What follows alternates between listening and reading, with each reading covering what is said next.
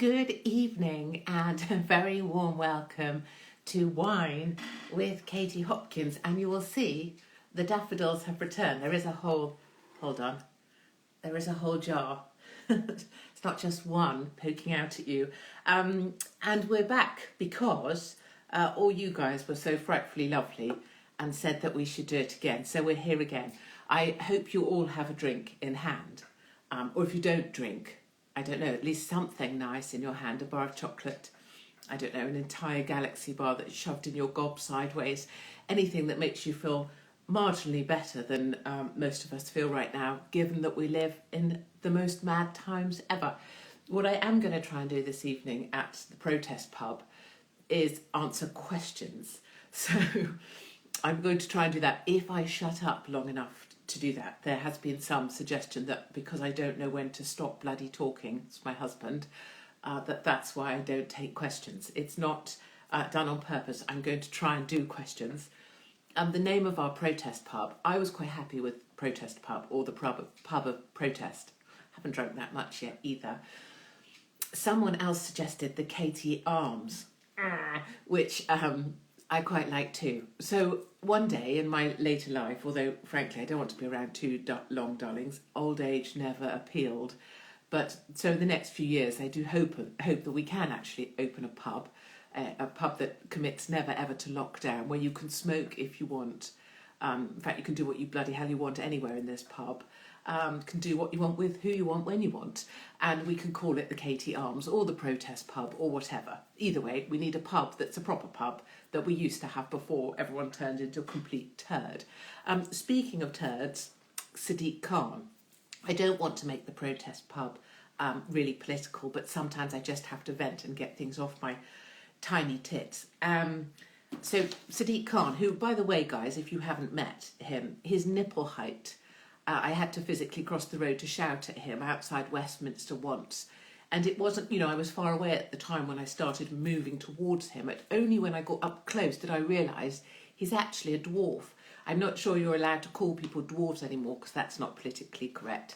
I don't know what the word is for exceptionally short men, but he's tiny, like disgustingly tiny. And he literally is nipple height. And that's my nipples, and they're lower than they used to be. So you shouldn't really have somebody that short being London Mayor, number one. Number two, he's a twat, and a short twat. Number three, he's doing some bullshit diversity bullshit during the time of COVID. Like, ooh, what's the one thing we need in London when it's completely shit? Another black lad literally just got stabbed by a gang of 5 people the other day, died on the street whilst being stabbed by more people because drugs gangs just keep killing each other. What does Sadiq Khan, the little nipple height twat London Mayor, think? He thinks, I know what we need. We need a diversity gala. And that's what he's bloody well going to have. It'll be bloody online as well because Zoom is the death of humanity and he's virtually dead.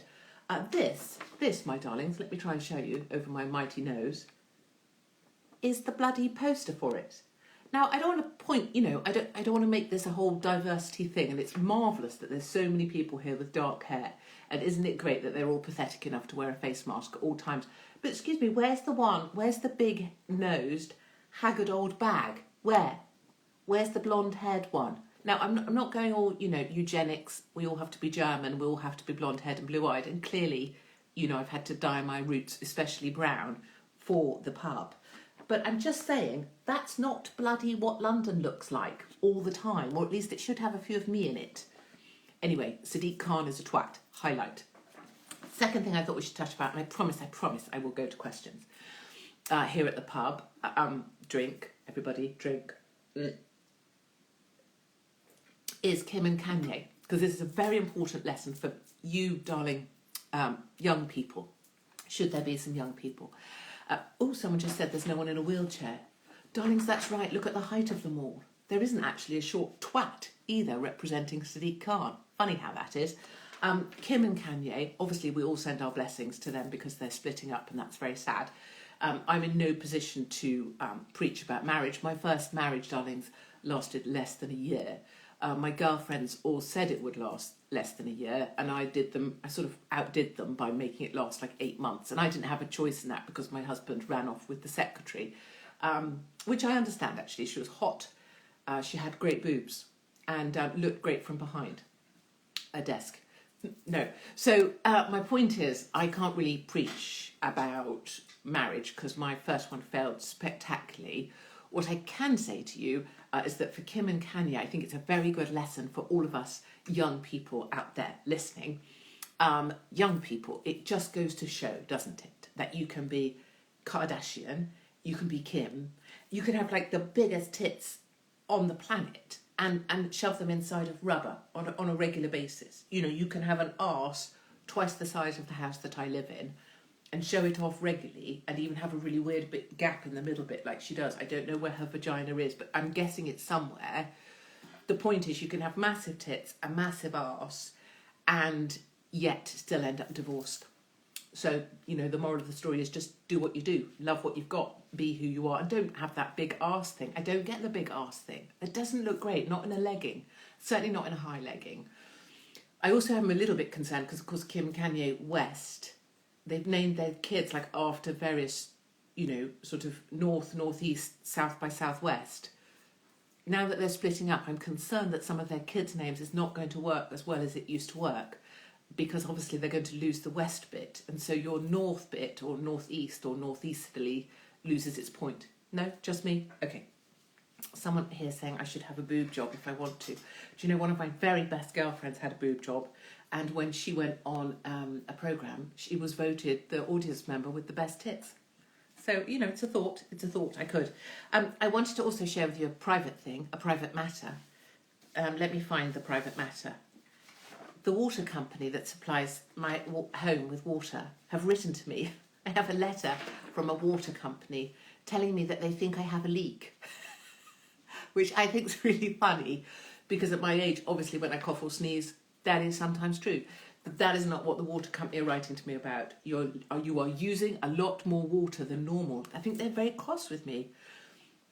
Because I'm using more water than I should be. I don't know what this is, this Stasi state that we live in where everything is policed. Now they're policing my bloody water. And they said I need to check for an internal leak. Don't know if they need to be advising me on that. And then I need to get someone in to advise on an external leak. But the truth of it is, my loves, nobody's leaking anywhere. It's just that we're using more bloody water. And the reason, as many of you will understand, is that there's too many people in this house.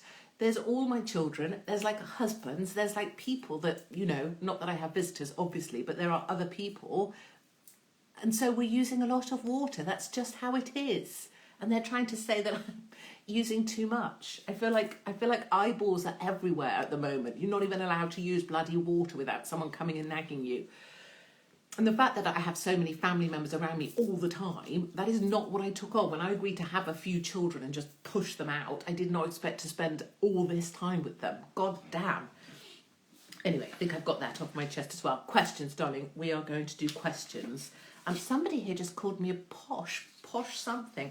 I'm so not posh. I was the McDonald's drive-through girl, don't you know? For the longest of time, I had a gold star at McDonald's for being a drive-through girl and being rather... Well, I got the question right about why we fold down the brown paper bags.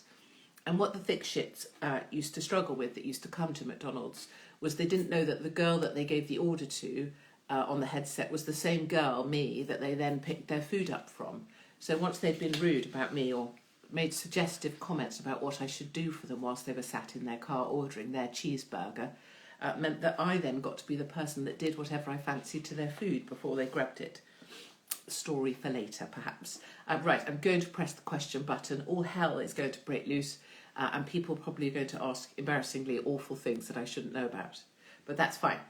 Liam, am I part of the Ku Klux Klan? No, I'm not. But I do strongly object to the fact that there's no haggard, old, vaguely horsey-looking women on here. The idea is, I think, that I'm supposed to be a massive racist, Nazi, Islamophobe, sexist, homophobe, all of those things. And I think the idea with that is if you just chuck enough labels at someone, the idea is you can ignore what they're saying. And what's rather happened under COVID is that people have realised I talk what the bloody hell I want all my life, and I don't back down, and I don't particularly want to be liked. And when people tell me they don't particularly like something I've just said, I offer them to, like, it's your bloody laptop, it's your bloody Instagram.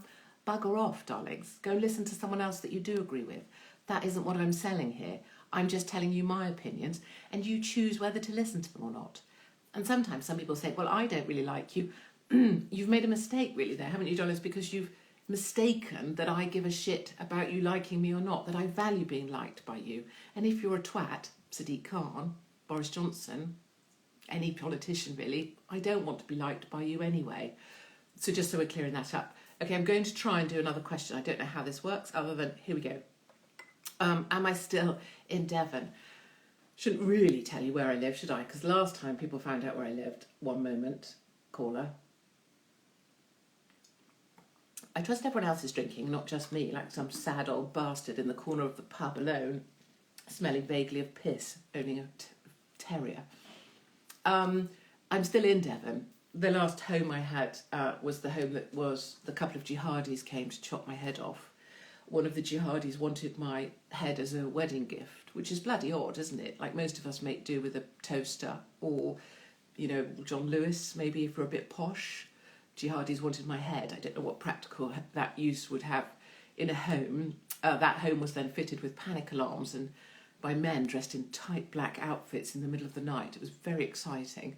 And then when they left, they didn't tell me why they'd come and set alarms up in my house. They just told me not to worry. Yeah, sure thing. Team of men come and fit alarms in your house in the middle of the night and tell you not to worry. Anyway, I am still in the West Country. I love it down here. I'm here mostly to get my children out of the way of the threats to behead me and things.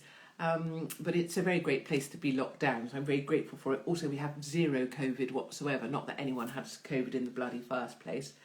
I don't know if you saw the headlines, darling, saying, ooh, seasonal flu has all but disappeared this year. It's just not here at all. Funny that, it's almost as if COVID was seasonal flu and that's why it's dropped off a cliff. I mean, who am I to say? Right, darlings, I'm rolling with this whole question thing like a crazy thing. Can you explain why you're not allowed to drive 15 minutes after the vaccination? Darling, as a medical professional, I'm not. I think they're just shit scared you're going to drop dead, to be fair. I had an email from someone today saying that he had the jab. His arm was numb, his legs... Hey, hold on, dudes. Have you anyone seen David Attenborough? I'm just saying, he had the vaccine on the 12th of February, thereabouts. Or 12th of January, yeah, thereabouts. Have you seen David Attenborough recently? 4 people in the test studies had a facial palsy, paralysis of the face. Anyone seen David Attenborough recently? Just saying. I think that's why you're not allowed to drive, in case you just drop dead. But, you know, whatever you want. Are your arms backwards? I don't know what that means. Do you mean, were they sewn back on backwards? I don't know, but they were sewn back on at a slightly weird angle. I can tell you that. So one of them, when I sleep, I have to sleep with it slightly differently because the surgeon didn't quite attach it in the way that it used to be. But both arms now function. So, and if you've got anything to say about my arms, obviously, we can have a pull-up competition and see how you go. Son, also your mother says, do you want chicken Twizzlers or fish fingers for your tea tomorrow? Get back in your mum's spare room, you. Right, hold on. What do I think about Muslims? I am a Muslim and I like you. Do you hate me? Oh my even goodness. No. I think everybody is just darling and I go out and about in the world looking to find the best in people, darlings, but I just so seldom find it.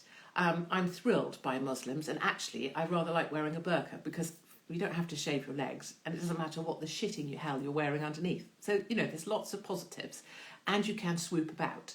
I have always wanted to wear a burqa and have roller skates on and be like a roller skating burqa wearing lunatic just outside of Selfridges. One thing that does piss me off, speaking very bluntly about burqas and Muslim ladies in burqas, is when they're on the sale rail in Selfridges. I'm like, back off, bitch, because frankly, if you're wearing a burqa, you don't need the sale rail as much as we do. But that's nothing to do with religion per se. I think the Eid thing and the whole Ramadan thing, I think starving yourselves is a bloody crazy. I don't think anybody should be doing that, darlings. I don't really want to get in a car with someone that hasn't eaten. I get really, really hangry. And all I don't really want is some jihadi in a suicide vest getting hangry. That concerns me. I'm a bit pissed off today. This isn't to do with you, darling Muslim, that likes me. This is just sort of, you know, an unprovoked rant. This idea, like today on Twitter, everybody's saying she is British about Shamima Begum. Yet my arse is she British. And my arse is very British indeed. Shamima Begum, no, darlings. If you go off and fight for some other bastard country, you don't get to come back, and you're not British, sweetheart. And you can look as sad as you want. I mean, some dentistry would be a great idea, but you're not going to get great dentistry in the UK anyway. So maybe stay where you are, suck it up. I know everyone was like, she was 15. Jesus Christ, what I was doing at 15?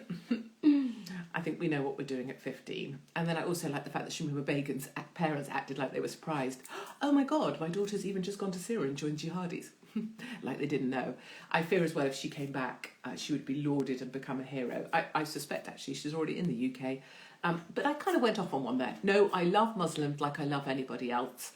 There was this sort of conditioning as part of me being a monster and therefore being ignored, that I had to be a massive Islamophobe. Call me crazy, but because a couple of jihadis came to chop my head off in my own home, and then because jihadis blow people up, that kind of put me off the whole Islam idea. I don't think that's Islamophobic, I just think that's freaking common sense. You know, change my mind. Okay, I think I've ranted about Muslims enough, haven't I? I hope I've cleared up the Islamophobia thing. Let me see. What are my opinions on the North? Darlings, the North. Well, I love it. I love that it's so cold. Everyone's so bastard cross. I'm overwhelmed by emails from lovely, lovely people in Scotland who are dying for me to get stuck in and help them out. Because it turns out not everybody is a massive fan of the other short twat. Why are so many politicians short twats? And also most of them have never been really married, have they? Or had children. Not that that's like kudos points, like, oh, I had kids, I'm so awesome. Mostly like, they've never really felt stuff, have they?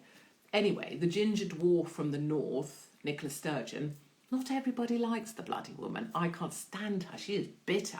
Like, she smells to me like sulphur. Like, if I was near her, I think she'd smell of rotten eggs, like sulfuric acid, like you get when you're near a volcano. I'm not suggesting everyone's been near a volcano recently, but you take my point. So Scottish people are asking me to get speaking about Scotland. I must do that very, very soon. I know that many decent Scots want to be part of the union, can't stand the little ginger dwarf from the north. And honestly, bloody hell, darlings, this is not appropriate. But is she a lesbian? Darling, is she? Someone's just asking if she's a lesbian. Darling, I don't know. Just because I used to have short hair and people thought I was lesbian, I'm not a lesbian expert. I'm willing to become a lesbian expert in years to come when my husband leaves me. But for now, I'm still supposed to be straight. Ginger dwarf from the north, reversing. I think she's a very bitter woman. I also very much worry, she's ginger, this is truth. I worry about her people that she has doing the sign language, don't you? Deaf signing people. I was about to say signing for the blind then and realised that would be a little bit silly. The sign language people she has for her deaf audience, I worry about them. Just because people are deaf, it doesn't mean they're blind, does it? So they, you know, she has some of the most unattractive sign language people. Where are the hot sign language? Are you a hot sign language person, please? If you are, please can you get in touch, katie@katiehopkins.co.uk. Wait, the Katie Arms needs a sign language person to sign while I'm speaking. I don't even care what you sign what the fuck you want. Bit like that speech in South Africa where the sign language dude couldn't actually sign language. He just did what the shitting hell he wanted. We need a sign language person for the Katie's Arms. Sign what the you want when I'm speaking, because I talk a load of nonsense. And then you can be, if you're hot, you can come and be hot, you know, on here and be the sign language person, and then teach the dwarf from the north that, you know, signers can be hot. This is a great idea. Katie, do you hate black people? Oh, for God's sake. What is this hate thing? Do I look like someone who hates people? I love black people. I will say, to be fair, people say, when you go black, you don't come back. I don't think they say it in quite that accent. When you go black, you don't come back. I did come back. I've been there. And I came back. I mean, I may go back again. Like, I may revisit. I will also say this is a non-appropriate, again, story. Okay, you're not going to like this massively, I think, but we'll go with. I used to go out with a black guy called Dave. Dave and I had a row in a club, and then he sent me flowers to the Porter's Lodge where I was living. There was a Porter's Lodge. It wasn't like a normal home, and I had a porter of my own. It was like student accommodations. Dave, my black boyfriend, sent me flowers. And then he attached some hair, which was just darling, but obviously his little curls did look like pubes. And on the flowers, I mean, not in life. And so the porter was assuming I had been sent pubes and flowers. And that was a really awkward conversation. Dave and I didn't last much longer after that. Also, Dave did used to wear underwear that had I don't know if anyone's ever known this kind of underwear, but like shorts with one shoulder. Has anyone known underwear like that? No, maybe not. And I was concerned at one point that it was a gun holster. I think I may have overshared. I mean, I'm not sure, but I'm fairly certain that I have. Let me see. Boris or Farage. Honestly, right now, both of them are complete dickheads. Boris, I can never, ever, ever vote for again. Look, I love it when my potato starts to go a bit off because it starts to look more like Boris. He can go and have a chat with a daffodil. And Farage, it's just the ego, I'm afraid. He won't work together with people. That's always been the problem. He definitely got us Brexit, and I love him for that. But he has terrible teeth and even worse breath. I know Katie Price says I have bad breath, but then she's never met fucking Nigel Farage, has she? Right, let me try for another. Look, aren't I just I'm being such a question monster. Ooh, Prince Andrew and Epstein Island. Prince Andrew's weird, isn't he? As a vague female, any other woman will know. You look at Prince Andrew and my little spidey senses go off. Something's not right in that department. He definitely wears odd underwear. I reckon he doesn't change his underwear that much when he's on his own. Probably likes the smell of himself. That whole thing, he's got that whole look about him, and he's supposed to be a complete arse. If you meet anybody involved in filming, makeup, all the people you should always be desperately polite to if you're working on a set, Prince Andrew is known as being the snobbiest, most hideous bastard of all, and I think they were all at it. They were all on Epstein's Island, knobbing small children. He had footage of all of them. I don't believe actually Epstein's actually dead.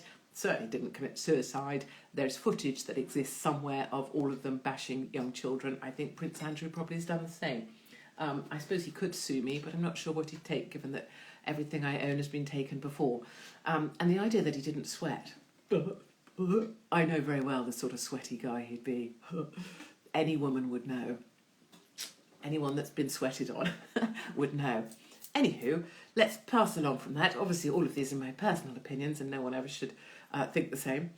Is Michelle Obama a man? I don't believe so, darlings, but I do like to call her Michael Obama when I'm giving talks in America, just because she is so very large. When you're near her, like, the sense of perspective just gets lost. You lose the sense of your own personal size because she's so huge. And then that time she wore those thigh-high green boots when she was supposed to be promoting her book. It was too much. I know we have Drag Race now, and I think she'd be fantastic on it. And, kudos to Michelle Visage for finally getting that to TV. She knew a decade before any TV producer knew that that's what the UK should be watching. But I think Michael Obama on Drag Race would be perfect. And why no one's done that casting yet, I don't know. My darlings, what time is it? I'm frightened we're going to run out of time, like we always will do. So look, we have 5 minutes to go, and there were some things I wanted to say. I wanted to say thank you for being so kind. Thank you for joining in. Thank you for all your emails and sweet messages. And thank you so much for all looking out for each other on the Instagram page. Lots of people have found someone else to speak to on the Instagram, and I'd love for you to use it for that. I'm happy to just hand it over at some point and you guys just have it. As much as people think I love the sound of my own voice, I actually love that you're all finding each other. Lots of people are very lonely. They can't talk to their old friendship groups. They can't be on their friends' WhatsApp groups anymore because people are just psychotic. And this Instagram platform has turned out to be a place where you can find someone else and you don't have to agree, but at least you know that you're not totally on your own. And I think that's really important. And if you find someone else who's struggling and you can help them, I really appreciate everybody doing that on this page. So thank you very much for that. The other thing I wanted to say is that your homework for this week is to try to do 2,000 steps a day. Now, I know a lot of people will say, well, I do 20,000, I do 50,000, I'm a ninja, this, that, the other. Fine. But if you don't, and if you're finding it hard to even leave your house at the moment, you can start with 10 steps, and then 100, and then 1,000. And the idea is, and you can find it's free on your phone somewhere if you've got a phone. There's a health app, I think, and it tells you how many steps you've done. And so your task, apart from buying yourselves daffodils, obviously, and remembering to drink, if that's okay, and you're not an alcoholic and recovering, because that would be, that would be me telling you terrible things, is to try and do 1,000 steps a day, listening to music as loudly as you can, wearing what the bloody hell you like, actually. Why not wear a tutu? Or a rah-rah skirt? Or leg warmers? Or sequins? Or nothing? Do it starkers. One small act of defiance every day is what everybody needs to do. You can definitely do that with underwear, or you can do it more boldly. I'm now taking the view that all rules are simply advisory, and that includes road signs where I live. So if there's a sign saying a road is closed, I think that's more advisory now, and I'm more intent to have a look and see if it's actually closed or whether someone's just being a Nazi and putting up a sign for the sheer hell of it. So your task this week is to try and do 10 steps or 1,000 steps, and get to 2,000 steps a day if you can, just to feel a bit better because the weather's nice. But for now, I will thank you for your questions. I hope that I provided some answers, and let's see how we go, and whether we're back here next week. And thank you to everybody that stuck with us here as well on the masks and the testing of our children in school. I think it's just fantastic that the next day the government were obliged to come out and say that COVID testing on kids was not mandatory, and nor are face masks legally enforceable either. I think there's real power in people working together to speak out against what we're going through right now. So love you and leave you from the Katie's Arms and this protest pub of ours. Do have a brilliant weekend. Try and stick your tech in a drawer and just do something nice for yourselves. And I will see you either on my email or around this week, either as Boris or Megan or something.